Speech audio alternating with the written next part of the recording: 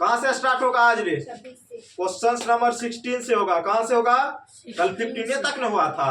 अरे यूट्यूब पे कहाँ तक हुआ था? 15 तक न, तो 16 से स्टार्ट होगा। और ये किस बुक का क्वेश्चन है? ब्रिलियंट ऑब्जेक्टिव है। कौन सा है?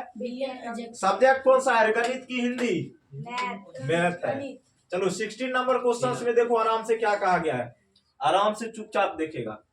इसमें कहा गया निम्नलिखित में कौन सी संख्या यौगिक है? यौगिक संख्या को हम लोग दूसरा किस नाम से जानते हैं? भाज्य संख्या के नाम से।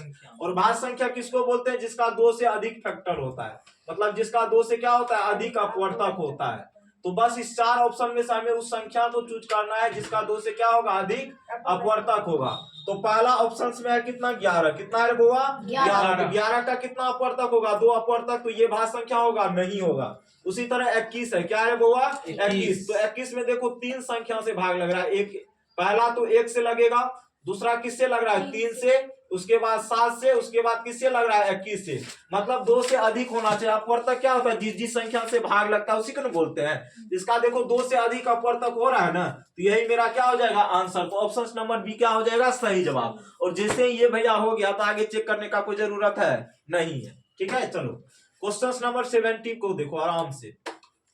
इसमें कहा गया 18 और 72 का मोसो क्या होगा? 18 और कौन सा है रे बुआ? 72 का क्या पूछा गया? एचसीएफ। अब बच्चा वाला तरीका से तो करना है नहीं, तो सीधा सा वह बड़ा से बड़ा क्या बोले तो वह बड़ी से बड़ी संख्या जो इन दोनों संख्या को क्या करे? विभाज करे।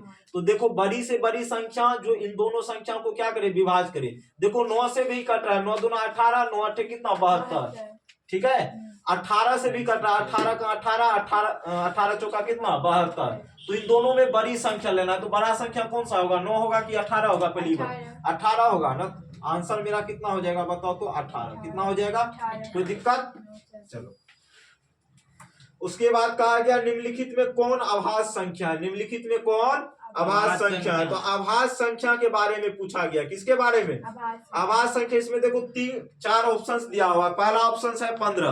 तो अभाज्य संख्या क्या होता है? जिसका केवल 2 अपवर्तक। तो 15 का तो 3 अपवर्तक हो रहा है, तो 15 तो अभाज्य संख्या होगा नहीं।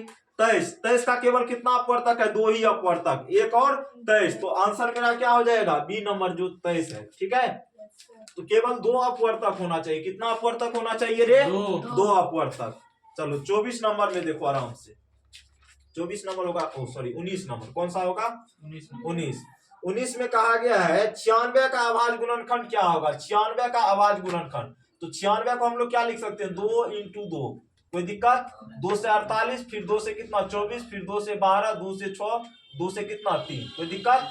देखो 2 दूना 4, 4 दूना 8, 8 दूना 16, 16 दूना 32, किया कितना? 96। और यहाँ पे 2 कितना बार आया है? 5 बार। कितना बार आया हुआ? 5 बार। तो 2 पे पावर 5 गुना क्या हो जाएगा? 3 पे पावर कितना? 1। चूंकि 3 तो एक ही बार रिपीट हुआ है। कोई दिक्कत? तो आंसर मेरा कौन सा हो जाएगा? ये वाला। और ये किस ऑप्शन में दिया हुआ? ऑप्शन नंबर सी में। किस में दिया गया है? सी में। अब चलो क्वेश्चन नंबर 20 को देखो आराम से। ठीक है, अब कहा गया 5005 के कितने अभाज्य गुणनखंड है? ये वाले तो बताए थे 5005 का कितना अभाज्य गुणनखंड होगा। तो पहले किससे लगाएंगे? 5 से। तो 1 0 0 1। कोई दिक्कत? अब 7 से लगाएंगे। 7 का 7, 7 चौका 28, 7 तिया 21। फिर किससे लगाएंगे? 11 से। ये कितना बार में लगेगा? 13 बार में। तो इसका कितना गुणनखंड है? बोलो कितना गुणनखंड हो गया? कितने अभाज्य गुणनखंड है? तो कितने हो जाएंगे? 1 2 और 3, एगो कितना? 4। तो option number B is the right answer. कोई दिक्कत? इसमें कहा गया है अगला क्वेश्चन में 20 नंबर में कहा गया है यदि P और Q 2 अभाज्य संख्या है। क्या है लड़का? अभाज्य संख्या। P और Q क्या है? 2 अभाज्य संख्या है। तो उसके बीच का एचसीएफ, और ये बताए थे बढ़िया तरीका से, किसी भी 2 अभाज्य संख्या के बीच का एचसीएफ कितना होता है? हमेशा कितना होता है? 1। तो आंसर हम कौन सा देंगे बताओ तो? 1। क्या देंगे? 1। कोई दिक्कत? No sir. अब तनी वो एकरा पहले कौन सी करते हैं? शमशान भेज देते हैं। क्या भेजते हैं? हाँ, शमशान भी जाएगा अपना मौसा से मिलने के लिए। किससे मिलने के लिए जाएगा? हाँ।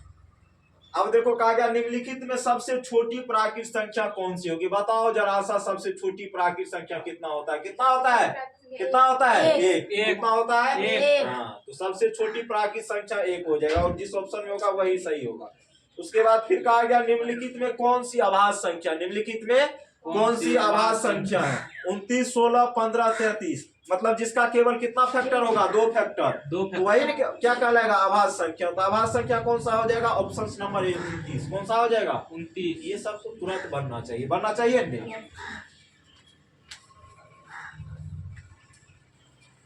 यदि P, फिर वही क्वेश्चन रिपीट हुआ, यदि P और Q आभाज्य संख्या तो इसका HCF हमेशा कितना होगा बताओ, तो 1 हो जाएगा। कितना हो जाएगा, 1 हो जाएगा।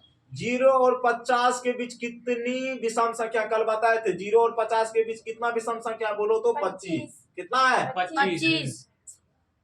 5, 15 और 20 के लौसा और मौसा का अनुपात क्या होगा। देखो सबसे पहले कहा गया 5, कौन सा क्वेश्चन नंबर है ये, 26। 5, 15, 20, इसका एलसीएम निकालेंगे तो कितना हो जाएगा, 5, 15, 20 का कितना होगा, 60। कितना होगा रे, 60 है ना होगा रे। देखो 5, 15 और 20 तो ये 60 हो जाएगा।